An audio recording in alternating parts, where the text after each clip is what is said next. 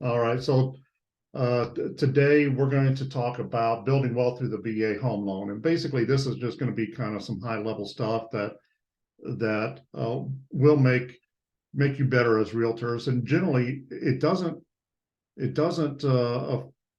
apply to just VA on there. This is geared towards VA just because of some of the advantages of that, but it can apply in other situations as well.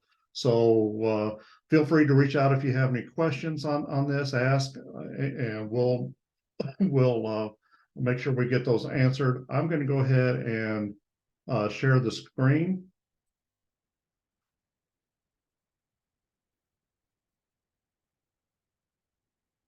All right. Now, if anybody has any problems hearing me or seeing anything, just speak up. Let me know, because we want to make sure that we get everything taken care of for you. Make sure that it's all good.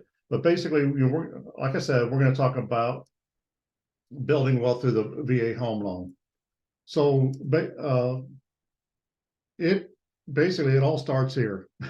It all starts with that first home loan, getting them into their first home loan. So what we have to do is, okay, we have to get them qualified. What's it going to take to get them qualified? Well, the VA doesn't require any credit score, so it doesn't matter if they have no credit or have taken a hit on their credit, or if they have great credit. About it's about that first step of, okay, is their credit okay? Now, lenders can vary on this, and some lenders have a minimum 640 credit score. Some others have a little higher. Lenders such as me, we can do low credit scores or no credit scores whatsoever. So we're good there. So also another big thing regarding credit is, do they have the past 12 months of on-time credit history? On-time, anything that they're paying that is either reported on the credit report, or if they don't have enough trade lines, because hey, some people pay cash for everything, don't have cards or car loans or other loans, and that's great. I love that lifestyle. But what else is in their name that we can use as an alternate trade line that shows that they've been paying on that for the past 12 months? Certain circumstances, generally rent can be used on there, and it could be up to 24 months of on-time rental history showing on-time payments for that. It's not 24 months all the time, but that can be the situation. Okay, so their credit's good. Okay, what about their income? Do they have enough income to be able to purchase the home that they want to buy, taking into consideration their debt to income ratio somewhat, because the VA doesn't care about the debt to income ratio as much as they care about, there's a worksheet we use to show how much money is left over at the end of the month for them to be able to feed their family, basically. So we've got that. Then also, what about funds to close? Well, there's a number of veterans that we get into the home where they have to bring, they don't have to bring any. Well, there's different strategies for that. That is one of the strategies is seller concessions. So that, and that's one way. So that's kind of the basics of just getting them qualified. Oh, another big one is before we even check on the income, credit, and assets, is a good lender is going to pull their certificate of eligibility. I know when I get an application in, the first thing I do is I go to the application, I get their social security number, I get their year of birth, I go to the VA website, and I put that information in, and I once I get onto the site, which may take up to 5 minutes, it may take me another minute or two to see about pulling their certificate of eligibility. However, not all of them will pull, and it's not available. So then we have to request other documents. So we work with the veterans on that. Different branch, different, if they're active, or have served active duty, then they'll have a DD 214. But if they're guard, if they're reserves, if they're a surviving spouse, then there's going to be other documents that can show that they qualify for that. So now we've gone through everything. We got them pre-approved. Let's get them shopping. That's that's just part of the next process. And but there are going to be things to consider when you get them shopping, and we want to get them into a home. Let's with that, getting that qualified, getting them pre-approved. We now know what it's going to take for them to get into to the home and get them the keys to that first home. So that's huge. This is a first brick in building their wealth on there, because just owning a home, that changes the trajectory of wealth, because you're building up equity in the home. So one thing that you want to do is when, and this is something I try to talk to my clients about as well, is because this plays a part into just closing costs on there. Do they want to buy down the rate, or is it more important to that they're not going to live in the home that much? Then we take a look at what's going to be best for them on there. But so how long do they intend to live in the home? Well, this may be their forever home, and they may plan on living in it for a long time. So that's great. They can build up, the equity in the home. One thing that you want to do is to make it their own, keep it updated, make improvements to it, and make it comfortable and pleasurable for them.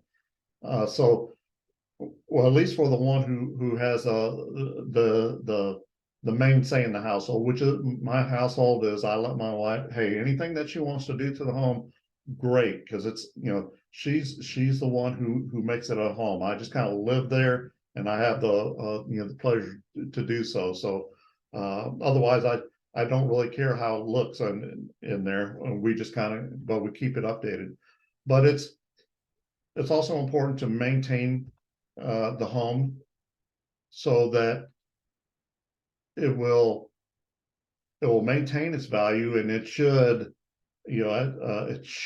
over time increase in value. I mean, there are circumstances where, hey, it may not increase in value. I know the previous home we had, the value was stagnant for probably a good 20 years with not much. Didn't see any noticeable increase on that, it seemed like. But then all of a sudden, the home prices really started increasing, and we were able to get a lot more money out of it than what we thought we were going to. So, hey, it depends on the market. But the main thing is, hey, if they're going to be living in it for a long period of time, keep it updated.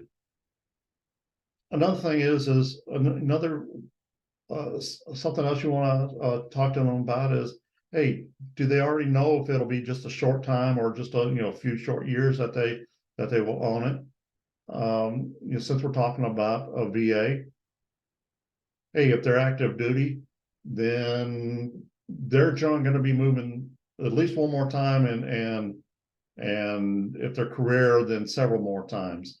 But also you got people that are going to be retiring soon. I'm working with a couple right now that are building a home, and they're actually going to be putting a manufactured home on a lot that they bought. Well, he's in another state, and he's going to be retiring in about 4 years on there, but they want to go ahead and get it done now and get established, and that's great. We talked about those goals on that.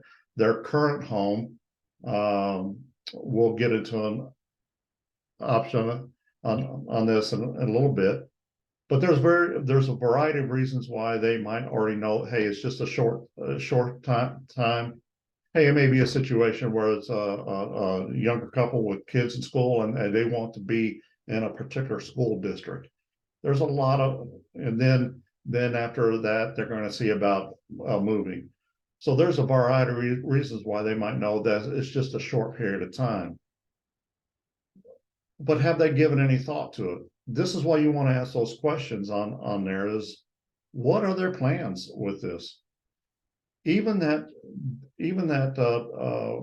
when someone's going out to purchase a home, one thing you can ask them says, would they be open to renting the home after they move? You know, are they interested in becoming landlords later, making this current home that they're wanting to buy, live in it for a short period of time, and then buy something else and rent it out. So what you're doing is you're just having a consultation with them to see what their goals are, because they may have been thinking about that they want to live in a home for a long time. But if you know, a lot of people, I know that when I was young, I never even give any thought to becoming a landlord and what my options were on this. I didn't even know that this was could be an option. So you, as a real estate professional, can certainly ask them that and see what their goals are, because that can change possibilities of what homes they're willing to get into for their first home. They may not look at it as this is going to be this is our ideal home that we want to live in for a while. Hey, we may want to live in it for a year or two, get things situated, get under control, then rent it out and buy something else. So that's those are options for that. So that consultation is very important early on. But the first step is that pre-approval, getting them qualified. Once we have that, then we've got everything. We've got it's in your hands to get them to the goals that they need. So going back to, okay, now we're ready to get shopping. You've consulted with them, you've asked them some things. So they're not only thinking about the present, but they're thinking about the options for their future.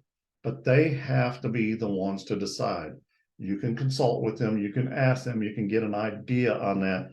But by doing that, you know what, that shows that you have their best interest at heart. And I guarantee at least one person that you talk to on this, you're going to open up a whole new world for them. Because if they start going, hey, I didn't know that was an option to be able to start renting, to become a landlord and to get that income for as long as I want to own that other home. So, even if they do it just for a short period of time, just as long as things are kept up, you know what, they've gotten their rental income. But then when they do decide to sell, then then they're getting their equity out. So there's options with that. So what becomes their home purchase options? What we're looking at is, yes, the traditional stick-built homes, and that's in quotes because there's all kinds of building methods, but that primary home. But so you got manufactured, modular. Hey, on all of these, you can buy something that's already built, or has been lived in for a long time. Even old homes are okay on there. It's all about the comps of that an appraiser can find. But also they can build.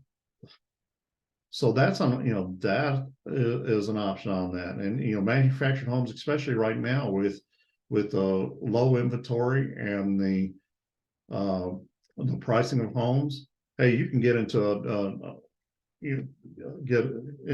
new manufactured home on a little bit of land for less than 200,000 or even 250,000. Some of that might play into how much is that land on there. It could possibly be more depending on the acreage, but the manufactured home itself, and to be turnkey ready on there, you're looking generally less than 200,000. So we're starting to work on several of those.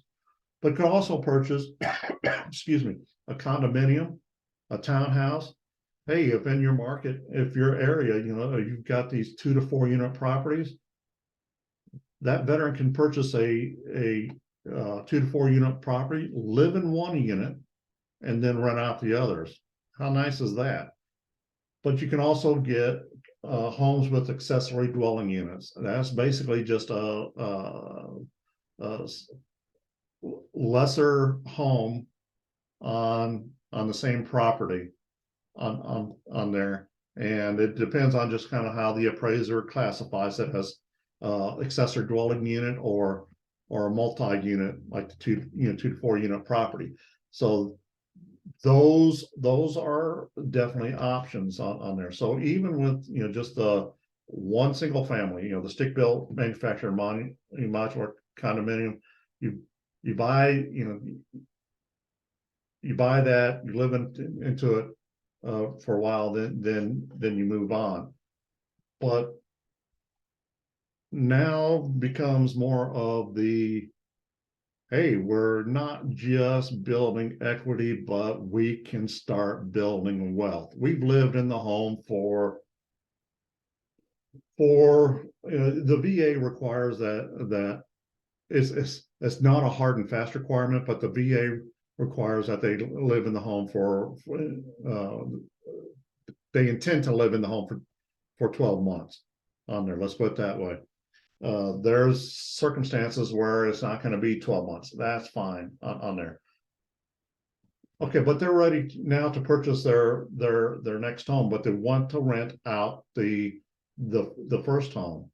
Okay, so now it's back to getting them qualified for their next home. Okay, credit, income, have they been paying everything on time? That's key.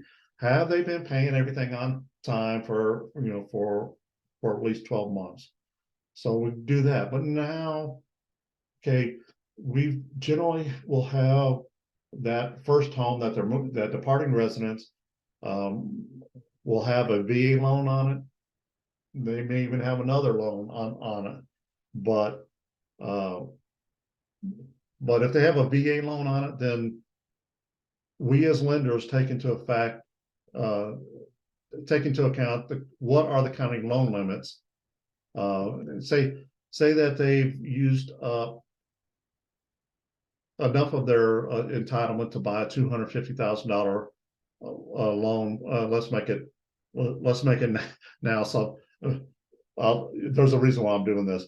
$226,200 home previously they used up enough entitlement on that. Well, when they go to purchase a new home, they can keep their current loan, but they can now still buy a $500,000 home at 2023 levels in most counties. Some counties are different, some are a little higher, but they can buy a $500,000 home with zero down payment. How nice is that? I mean, they can still buy a home higher than that, but then a down payment will come into play. So it'll still be a zero down payment, zero mortgage insurance. So that's great. And now they're making some money off of their first home. So when they purchase, here's a couple of options on this. They don't even have to have a rental. They don't even have to have a rental agreement, a lease agreement already in place. Usually on there, the VA doesn't require it. The lender may require it, and a lot of times it falls into how hard is it to rent a home in that area that the home is located. And if it looks like it's something that's easily rented, then what we can do is we can get do a rent estimator basically, and see what an average rent would be for that type of home in that market. And as long as it covers their current mortgage payments, insurance, taxes, then their current mortgage can be offset. However, there's another option as well, because and there's just different scenarios on this, but there's a possibility that we can use rental income. And there's, like I said, there's a variety of scenarios on this. They may already have um, some rental property on there. Well, we just take all into account, but the rental income can be used to qualify for the next home if it meets certain criteria. So we as lenders will get that figured out. So basically, that's the start on the high level of it on there. One thing that they want to do is, hey, look at continuing building wealth. Do they want to just have the one rental property? They want to build to where they've got several on there. So you can do the veteran can do this one house at a time on there. Later on, as they get more experience, then they may be looking at different things on there to build faster, more quickly on there. But one thing to keep in mind is the VA loan is for primary residences where they intend to live there for 12 months. Another thing is they might want to consider hiring a property management company, especially if the home is going to be in a different state than what they're living in. You can, being a landlord, that's for certain people, and then on top of that, attending to tenant issues, that's, takes a special breed on that. But property management company can handle a lot of things. We're actually going to be having a property manager come on with us one day and talk about these things. So one consideration on this is it's encouraged for the veteran to consult with other experts, as well as considers the pros, cons, and legalities for all aspects of home ownership, of becoming a landlord, everything involved with that. So we don't want to set ourselves up as the end all be all, because we're not. It takes a team. There's everybody has their special, their lanes that they're good at. So we want to get our veterans, we want to get everybody else into the right network and to where they can make the wise decisions that they need to make. Did anybody have any questions?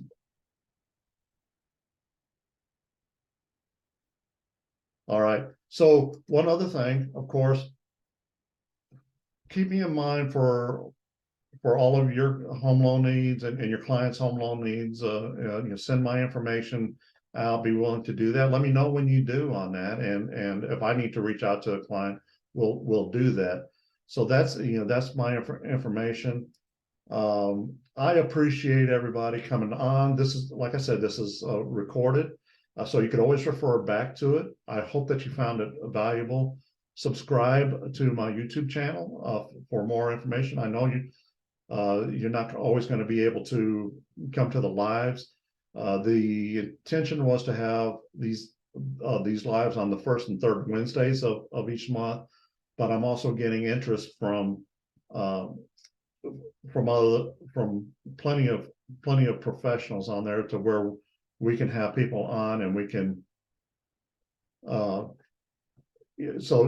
so we can have plenty of people on, and we may just expand it more. And then some of this we'll definitely do first and third, but we'll also have kind of the drop-ins, because next on June 13th we have a real estate coach. He's a top 3% producer in the United States, so he can provide valuable information. So what we do is we just try to get information wherever we can on this. My YouTube channel on there is Awesome VA Home Loan Guy. I'll also, what I'll do is I'll put that into the groups. Also, you can DM me, make sure that I get you the information. If you have any recommendations on topics that you'd love to see, let me know. So, because we want to make this very valuable to you. I thank everybody for this. And we'll get the information out to you. I'll let you know when it's been recorded. Thank you so much.